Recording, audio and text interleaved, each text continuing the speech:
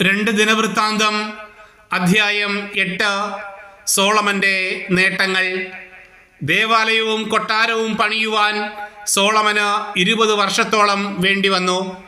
പിന്നീട് സോളമൻ ഹീരാമിൽ നിന്ന് ലഭിച്ച പട്ടണങ്ങൾ പുതുക്കി പണിത് ഇസ്രായേലിനെ അവിടെ വസിപ്പിച്ചു.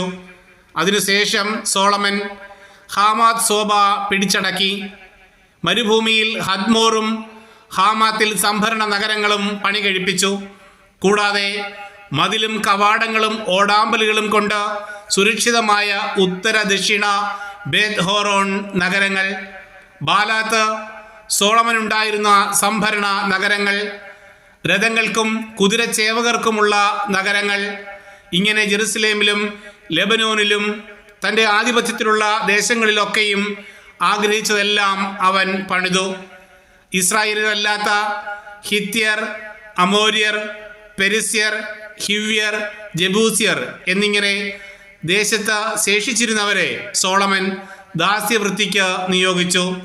അവർ ഇന്നും അങ്ങനെ തുടരുന്നു. എന്നാൽ ഇസ്രായേലിനെ സോളമൻ അടിമവേലയ്ക്ക് ഏർപ്പെടുത്തിയില്ല. അവരെ പടയാളികളായും പടത്തലവന്മാരായും രഥങ്ങളുടെയും കുതിരകളുടെയും അധിപതികളായും നിയമിച്ചു. സോളമൻ രാജാവിൻ്റെ പ്രധാന സേവകന്മാരായി ജനത്തിൻ്റെ മേൽനോട്ടം വഹിച്ചിരുന്നവർ 250 പേരുണ്ടായിരുന്നു. കർത്താവിൻ്റെ പേടകം ഇരിക്കുന്നിടം വിശുദ്ധമാണ്. ആകയാൽ ഫറവോയുടെ മകളായ തൻ്റെ ഭാര്യ ഇസ്രായേൽ രാജാവായ ദാവീദിൻ്റെ കൊട്ടാരത്തിൽ വസിച്ചുകൂടാ എന്ന് പറഞ്ഞ് സോളമൻ അവളെ അവിടെ നിന്ന് കൊണ്ടുപോയി അവൾക്കായി പണിത കൊട്ടാരത്തിൽ പാർപ്പിച്ചു.